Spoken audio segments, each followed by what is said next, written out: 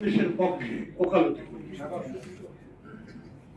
এবং যার কারণে অনেক সময় আমাদের নিজেদের মধ্যেই এই বিষয়ে প্রশ্ন হয় যে আমরা যা চেয়েছি আর যা হলো তার ফলে যেটা হলো তার দায় আমাদের ঘায়ে ভর্তায় কিনা। নিমতলির ঘটনাটি আজকের যে প্রতিবেদন প্রফেসর কামরুজ্জামান উপস্থাপন করলেন সেটি আপনাদেরকে মনে করিয়ে দেওয়া উচিত। এটি একটি সিম্বলিক, এটি একটি ঘটনা, যে ঘটনার মধ্যে দিয়ে অগ্নি দুর্ঘটনা এবং অগ্নি দুর্ঘটনার কারণ সমূহ নিরসনের সম্ভাবনা তৈরি একটা বড় ধরনের মাইলস্টোন হিসেবে আমরা দেখতে চেয়েছিলাম। এবং আপনাদেরকে পরিষ্কার করে বলি, এই দেখতে চাওয়া বাংলাদেশ পরিবেশ আন্দোলন এককভাবে চাইনি। এই প্রথম বাংলাদেশ পরিবেশ আন্দোলন ওই অঞ্চলের মানুষদেরকে নিয়ে, ওই অঞ্চলে বাংলাদেশ পরিবেশ আন্দোলনের নেতাদেরকে সাথে নিয়ে আমরা ঐক্যবদ্ধ তৈরি করেছিলাম। প্রবল আপত্তি, প্রবল রাজনৈতিক প্রতিকূলতা, প্রতিরোধের বিরুদ্ধে আমরা কিন্তু এখানে ঐক্যবদ্ধ ভাবে মানুষকে সাথে নিয়ে এমন একটা অবস্থা তৈরি করতে পেরেছিলাম, মানুষ, সাধারণ মানুষ খেপে গিয়ে এইসব অবৈধ বাণিজ্যকারী মানুষদেরকে সরিয়ে দিয়েছিল এবং সরকারকে বাধ্য করেছিল এই বিষয়ে কঠোর হওয়ার এবং সিদ্ধান্ত নেওয়ার যে আমাদেরকে পরিশীলিত ব্যবসায় যেতে হবে, যার যা খুশি তা করার কোনো সুযোগ বাংলাদেশে থাকা উচিত না। আপনারা সকলেই বলছেন বাংলাদেশ ন্যাশনাল বিল্ডিং কোড না মানলে আমার একার দোষ না, অমুক তমুক, এ সমস্ত কথা বাতুলতা মাত্র। বাংলাদেশের এই নগরীকে বসে আছে তার ভবন তৈরি করার অপেক্ষায়? খালি জমি দেখছেন কোথাও? সমস্তটা ভরা। এবং এই ভরা জায়গার মধ্যে যে দালান কোঠা রয়েছে, সম্ভাবনার জায়গাগুলো আপনারা দেখেন, হতাশার আলাপ করার জন্য বাংলাদেশের অভিযান এখানে বসে নাই। আমরা শুধু সম্ভাবনার জায়গা বলবো। আমাদের নগর প্রশাসক এসেছেন, তার মাধ্যমে তিনি একজন রাজনৈতিক নেতা, প্রাজ্ঞতার নেতা, তার মাধ্যমে আমরা জানাতে চাই সম্ভাবনার জায়গা কোথায় সৃষ্টি হয়েছে, কতটুকু আমরা গিয়েছি, সেখান থেকে যাত্রা শুরু হোক। প্রথম কথা হচ্ছে, এক জায়গা থেকে আরেক জায়গায় স্থানান্তরের কথা বাবা বলে না। বাবা বলে পরিশীলিত ভাবে আপনার ব্যবসাটি আপনি করেন, আইন কানুন অনুযায়ী ব্যবসাটা করেন। আপনি বিশৃঙ্খল ভাবে পরিস্থিতি তৈরি করবেন, অর্থাৎ এই বিস্ফোরক গুলো নিয়ন্ত্রণ করবে বিস্ফোরক অধিদপ্তর, খনিজ মন্ত্রণালয়ের অধীনে।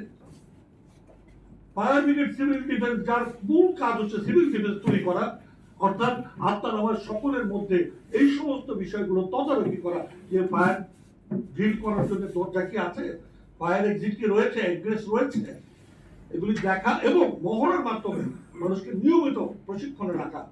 ফায়ার সার্ভিস, সিভিল ডিফেন্স আদ্যবধি মাত্র 50,000 তাও রানা প্লাজার পরে সিভিল ডিফেন্সের লোক তৈরি করার পর সম্পূর্ণটা ভুলে গেছে। দুর্যোগ ব্যবস্থাপনা মন্ত্রণালয় বলে একটা মন্ত্রণালয় রয়েছে, যার সাথে ফায়ার ব্রিগেডের কোনো সম্পর্ক নেই, কারণ স্বরাষ্ট্র মন্ত্রণালয় অধীনে। এই বিশৃঙ্খলতা আমরা সরকারি ভাবে তৈরি করে দীর্ঘদিন ধরে বসে আছি। এবং ফায়ার ব্রিগেড সিভিল ডিফেন্সের একটি কেন্দ্রীয় প্রশিক্ষণাগার, প্রশিক্ষণ কেন্দ্র, যেখানে জনগণ, অর্থাৎ এই যে সিভিল ডিফেন্স, তাদেরকে তৈরি করার প্রশিক্ষণ এবং নিজেদেরকে প্রশিক্ষিত করার, তারা আজকে 12 বছর ধরে চলছে। অনুমোদন পাওয়ার পরও সেটার জন্য কোনো বিনিয়োগ নেই, কারণ এইটাকে গুরুত্ব রাষ্ট্র দিচ্ছে না। এই জায়গাগুলো আমরা বলার জন্যই এখানে উপস্থিত হয়েছে। ন্যাশনাল বিল্ডিং কোড করবেন, আমাদের যতটুকু ভবন তৈরি হয়েছে সেখানে মাত্র 15% ভবন, 15% যেগুলো ভবনগুলো বিল্ডিং হয়ে গেছে, 3 তলা ঊর্ধ্ব।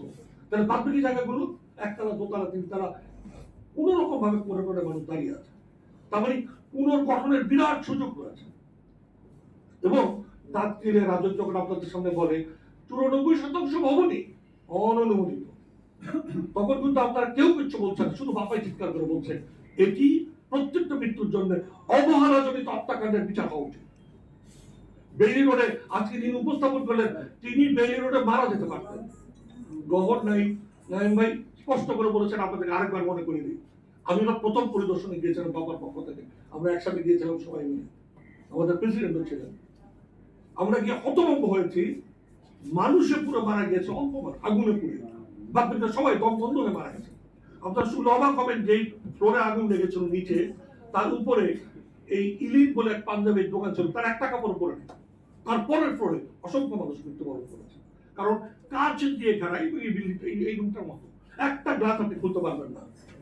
এবং এই বিল্ডিং গুলোর মধ্যে বসে আমি আপনাকে চোখে আঙুল দিয়ে আমি যদি দেখাই, এভাবে করি আমরা আমাদের আত্মঘাতী সিদ্ধান্তগুলো কার্যকর করে চলেছি। আমরা ওই জায়গায় আপনাদের সচেতনতা চাই। আপনাদের মানুষ সরকারকে এতটুকু বলতে চাই, কোথায় দাঁড়িয়ে দাঁড়িয়ে এখানে যে বাবা নেতৃত্ব নিয়ে তত্ত্বাবধায়ক সরকারের আমলে সুযোগ পেয়ে Bangladesh institute of architect, institute of engineer, institute of planner তাদেরকে একীভূত করে এই সমস্ত ভবনগুলো জরিপের মাধ্যমে, সমীক্ষার মাধ্যমে তার বিপজ্জনকতা মুক্ত করার জন্য একটি নীতিমালা তৈরি করে রাজুকে রেখে এসেছে। আদ্যবধি সেটা কার্যকর করার চেষ্টা রাজু করছে না। কারণ ঘটনা ঘটলেই রাজু প্রথম কথা বলে এটি অননুমোদিত, তারপরে আমার কোনো দায় নেই। একটি ভবনে কোনো অনুমোদিত থাকবে আমাকে বুঝিয়ে বলেন। আমি তো ভবনে যখন ঢুকবো আমি ধরেই নিব সরকার অনুমোদন ছাড়া এরকম একটা ভবন যেটা একদিনে তৈরি হয় না, বছরকে বছর ধরে তৈরি হয়, সেটি আমি নিরাপদ ভেবেই ঢুকবো। সেই দায়িত্ব সরকারের, কারণ আমি তার জন্যই তাকে ট্যাক্স দিই, তাকে ভ্যাট দিই। এই ঘটনাগুলো বাস্তবায়ন হচ্ছে না। রাজনৈতিক সরকার আসার অপেক্ষা নাকি তারা ছিল, এখন রাজনৈতিক সরকার এসছে, এখনো কিছু করছে না। সেদিন আমাদের গত পরশুদিন পেলাম ঘোষণাটা পাঠিয়েছে নতুন কোনো মন্তব্য করতে চান, তার মানে গরিব ওসি করে চলছে। সিটি কর্পোরেশন প্রায় 54টা সংস্থা রয়েছে, 11টা মতো নগরে যারা এই নগরকে পরিচালনা করে, তার মধ্যে একমাত্র সংগঠন যারা জনগণের কর্তৃক ভোটের মাধ্যমে নির্বাচিত, তাকে নেতৃত্বের আসনে কখনোই বসাচ্ছে না। এই যে আমাদের এখানে উপস্থাপিত হয়েছে যে কমপ্লায়েন্স সার্টিফিকেশন বা ফিটনেস সার্টিফিকেশন প্রকাশ্যে থাকতে হবে, এটি ফি বছর নবায়নযোগ্য, এই কর্তৃত্বটা কার? এটি করার কর্তৃত্ব দেওয়ার কথা ছিল সিটি কর্পোরেশনের। কেন? ভবন ভাড়ার অধিকার কিন্তু খালি সিটি কর্পোরেশনের, সরকার নেই, পারমিটও নেই। তাহলে সমন্বয় করার এই কাজটুকু করার জন্য সিটি কর্পোরেশনের যখন এই কর্তৃত্বের কথা বলি, সিটি গভর্নমেন্টের কথা বলি, সমস্ত রাজনৈতিক সরকারগুলো আটকে উঠে, যদি বিরোধী দল জিতে যায়, যদি বিরোধী দল মেয়র হয়ে যায়, আমি যদি নির্বাচিত করে বিরোধী দলকে তারপরে তাকে মানতে হবে। এই যে অসচেতনতা বোধ, অসহিষ্ণুতা, পারস্পরিক রাজনৈতিক ভাবে পারস্পরিক অসহিষ্ণুতা, আজকের এই ধ্বংস তৈরি করা, এই টাইমিং তৈরি করার অন্যতম কারণ সেটিকে জায়গাতে আপনাদের হাত দিতে হবে। আমরা এই জায়গাগুলো পরিষ্কার করে বলার চেষ্টা করেছি। আরেকবার বলি, যদি আজকে থেকে যে নীতিমালা আমরা বানিয়ে এসেছি সেটা কার্যকর করার উদ্যোগ নেওয়া হয়, তাহলে সমস্ত ভবনগুলোকে কোডের আওতায় এনে সেগুলো যথাযথ করণের জন্য 3 থেকে 3.5 বছর লাগবে। এই 3-3.5 বছর আগুন ধরবে না, ধরবে হবে। সেই জন্য ফায়ার ব্রিগেড, সিভিল ডিফেন্সকে জরুরি ভিত্তিতে প্রতি 1 লক্ষ মানুষের জন্য একজন করে হলেও এই নগরীতে জরুরি ভিত্তিতে সিভিল ডিফেন্স এমবেডেড করা দরকার, এবং প্রত্যেকটি বহুতল ভবন, প্রত্যেকটি মিলনায়তন, প্রত্যেকটি জনসমাবেশের ভবনের জন্য 3 জন করে কমপক্ষে সিভিল ডিফেন্সের লোক তৈরি করা প্রয়োজন, যারা মহড়ার মাধ্যমে এই নগরের নাগরিকদেরকে প্রস্তুত রাখবে। অগ্নিকাণ্ড হলে কি হবে, ভূমিকম্প হলে কি হবে। ভূমিকম্প হলে যখন দুর্যোগ ব্যবস্থাপনায় পড়া 3য় বর্ষে ঢাকা বিশ্ববিদ্যালয়ের ছেলেটি জানলা দিয়ে লাফতে পড়ে আহত হয়, বুঝতে হবে আমরা ভয়ঙ্কর অবস্থার মধ্যে রয়েছে।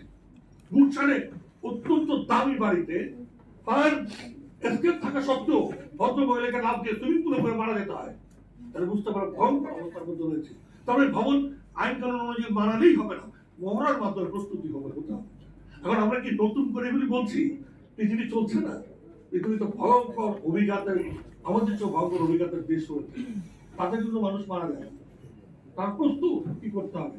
শুধু আমরা তার পরম করুণাময়ের উপর তাকিয়ে তার উপর সমস্ত দায় দিয়ে বাঁচার চেষ্টা করছি। আমি বিশ্বাস করি বাংলাদেশ পরিবেশ আন্দোলন সফল করবে। আমরা আপনাদের কথা বলছি, আপনাদের সঙ্গে আছি, এবং যদি বলি গত 25 বছরে আমরা কারিগরি ডকুমেন্ট তৈরি করার ক্ষেত্রে সহযোগিতা করেছি, যে যেখানে আছে তাদেরকে একীভূত করেছি, ঐক্যবদ্ধ করেছি। এই যে 5-25 কোটি গাছ লাগাবে, কিভাবে লাগাবে তার পরিকল্পনা পর্যন্ত বারবার এই সমস্ত বিশেষজ্ঞদের দিয়ে তৈরি করে দিয়েছে, কিন্তু কার্যকর করছে না। আর পৃথিবীর কথা যখন গৌরবাই বললেন, আমি পরিষ্কার করে দেবো, আমরা বংশগতি ধ্বংস করার জন্য বুড়িগঙ্গা বাঁচাতে চাই, কিন্তু ওই ইটিপি, সেন্ট্রাল ইটিপি এবং সেন্ট্রাল কঠিন পত্র ব্যবস্থাপনা করার জন্য যখন দেখলাম যে করছে না, ওই তৈরি করার সময় থেকে 12টা সম্মেলনে আমরা গিয়ে চিৎকার করে বলেছি এটি ভুল হচ্ছে, ঠিক করেন, সরকার করবে। মনে রাখতে হবে কেন্দ্র থেকে কঠোর রাজনৈতিক সদিচ্ছা ছাড়া সত্যিকার জনহিতকর, জনবান্ধব বা বান্ধবতামূলক একটি নগর অন্তর্ভুক্তির তার একটি নগর তৈরি হওয়ার কোনো সুযোগ নাই। এবং সেখানটায় আজকে নিমতলী নিয়ে যেহেতু কথা, অগ্নি নিরাপত্তার বিষয় আমাদের অনেক কাজ হয়েছে। আমরা নতুন করে জিরো থেকে শুরু করার কিচ্ছু নাই। শুধু রাজনৈতিক সরকার এসে যারা নতুন বন্দোবস্তের স্বপ্ন দেখছেন, করবেন বলে বলেছেন, আমরা চাই এই ডকুমেন্টগুলো কোথায় কিভাবে রয়েছে সেগুলো সমন্বিত করে একটি নগর সরকার ব্যবস্থার মধ্যে দিয়ে, আরো একবার বলছি, একটি নগর সরকার ব্যবস্থার মধ্যে দিয়ে মানুষকে নিরাপদ করেন, মানুষকে ভালোবাসেন, মানুষের জন্যই বাংলাদেশ। ধন্যবাদ।